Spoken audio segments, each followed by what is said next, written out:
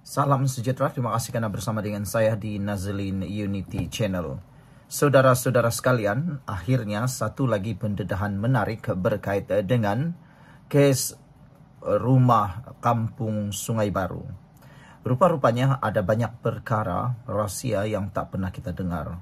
Rafidah Ibrahim selalu nangis dan nangis, setiap hari menangis dramanya. Tapi banyak perkara yang beliau sebenarnya tak pernah beritahu Anda. Jangan terlalu percaya dengan pempengaruh-pempengaruh yang ada di TikTok khususnya.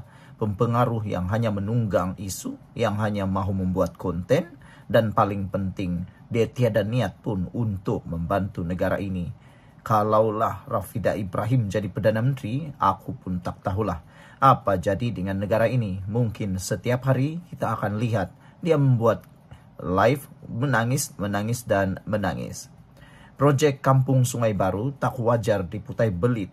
Pampasan cecah 3,8 juta itu pendedahan maklumat terkini yang sahih yang kita terima hari ini. Polemik pembangunan semula Kampung Sungai Baru di sini menjadi tumpuan hari ini. Namun di sebalik kekecohan yang berlaku, pengerusi kebajikan pemilik hartanah Kampung Sungai Baru, Sanita Yunus tampil menjelaskan isu sebenar yang menurutnya jauh berbeza daripada gambaran tersebar di media sosial. Paling hairan sekali ialah yang bising itu bukan penduduk Kampung Sungai Baru. Yang bising datang dari negeri yang tiada kaitan langsung dengan kampung tersebut. Penduduk Kampung Sungai Baru sudah lebih daripada 80% mahu supaya kawasan itu cepat-cepat dibangunkan. Ada yang sudah menunggu hampir 10 tahun untuk diteruskan proyek itu. Tetapi bayangkan media sosial, pempengaruh, aktivis yang tiada kaitan langsung dengan itu coba menunggang pula dan paling teruk mengaitkan pula dengan bangsa, agama dan juga perkara-perkara yang sensitif. Saudara, kita harus menolak perkara-perkara yang tidak ada kebenaran seperti itu. Sebelum kita teruskan ulasan ini, jangan lupa tinggalkan komen Anda dengan tanda pagar Kami Sayang Malaysia. Izinkan dulu saya kongsikan dengan Anda semua, ini terapi imun Transfective for Life. Terapi imun yang meningkatkan daya imun badan kita sehingga 400%. Secara umumnya, kita kena penyakit karena imun badan kita lemah. Secara umumnya, kita kena penyakit karena imun badan kita yang bodoh. Secara umumnya, apabila sistem imun kita tidak seimbang, kita tidak sembuh daripada semua jenis penyakit. Tetapi, apabila daya imun badan kita kuat, apabila daya imun badan kita bijaksana, apabila daya imun badan kita seimbang, imun badan itulah yang akan menghapuskan akar penyakit yang bersarang di dalam tubuh badan kita. Apabila imun badan kita sudah dihapuskan oleh imun badan kita sendiri, maka kita sembuh daripada semua jenis penyakit. Cepat dapatkan produk ini melalui nomor telepon saya yang tertera. Produk ini halal, diluluskan KKM dan juga penemuan paling bersejarah dalam dunia kedokteran abad ini. Dapatkannya sekarang melalui nomor telepon yang tertera. Saudara-saudara sekalian, yang menyedihkan ialah ramai orang yang sangat terpengaruh dengan pendedahan-pendedahan di media sosial, khususnya di TikTok. Mereka lebih percaya Rafidah Ibrahim berbanding dengan para peguam yang mewakili penduduk kampung tersebut. Semalam saya sudah membacakan kepada Anda semua luahan seorang peguam yang mewakili keluarga dan penduduk. Beliau merupakan juga salah seorang penduduk di kampung tersebut. Jadi, nak percaya siapa? Anda lihatlah sendiri. Sekarang ini pula banyak pendedahan berkaitan dengan Rafidah Ibrahim mula tular pada muka dialah, kata netizen. Akhirnya siapa dia sebenarnya mula tertonjol satu persatu.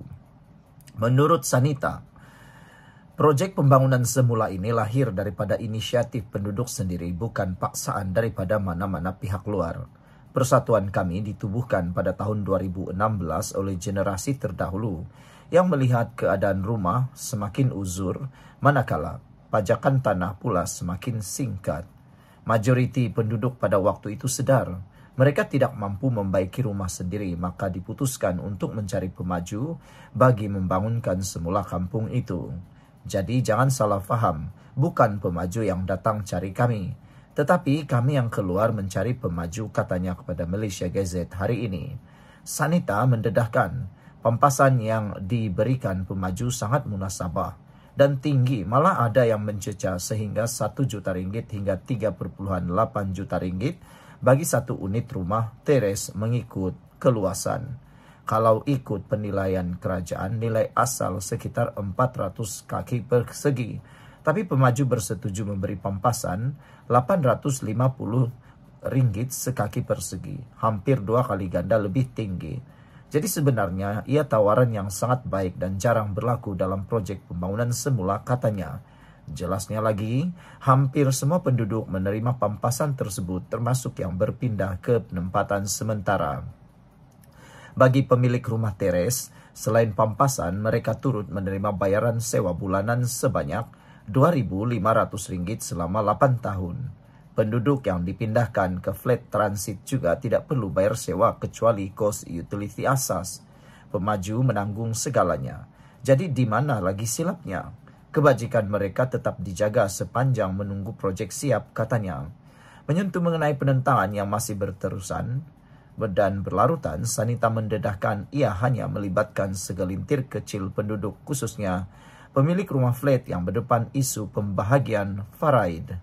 Bila harta itu dibahagi sesama adik-beradik yang ramai, sudah tentu bahagian yang diterima lebih kecil. Mungkin sebab itu ada rasa tidak puas hati, katanya. Tetapi jangan pula perkara ini diputar belit, seolah-olah keseluruhan proyek ini menindas penduduk lain yang sememangnya mahukan pembangunan ini, tegasnya lagi. Menurutnya, semua pampasan utama telah dibayar sejak 2023. Malah difahamkan bagi mereka yang tidak bersetuju, isu tersebut dibawa ke mahkamah dan sedang melalui proses sewajarnya.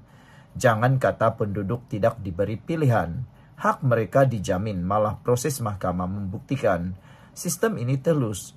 Jadi tidak timbul isu kononnya ada penindasan atau rampasan tanah. Dalam pada itu, Sanita turut mengakui perjalanan proyek itu bukan mudah karena berdepan pelbagai cabaran politik sejak beberapa tahun lalu. Kita lalui pelbagai menteri wilayah, ada yang menyokong, ada yang ragu-ragu, tetapi akhirnya keputusan mahkamah berpihak kepada pembangunan ini. Menteri wilayah yang ada sekarang, Dr. Zaliha Mustafa, telah memberi sokongan padu dan memastikan semua berjalan ikut peraturan, ujarnya lagi. Namun yang lebih merungsingkan, katanya, persepsi masyarakat luar yang mudah terpengaruh dengan naratif media sosial tanpa memahami fakta sebenar. Kebanyakannya yang hadir buat kecoh ketika operasi pengosongan bukan penduduk. Kami di kampung ini semua kenal antara satu sama lain. Jadi jelas, orang luar yang tiada kena mengena cuba ambil kesempatan dakwanya lagi.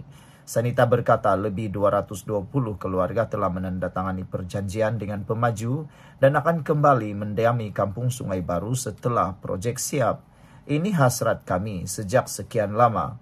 Kami mahu melihat ekonomi Bumi Putra di bandar berkembang dan masyarakat Melayu di Kuala Lumpur menikmati kediaman yang lebih moden, lebih selesa tetapi tetap di tanah tumpah darah sendiri, katanya.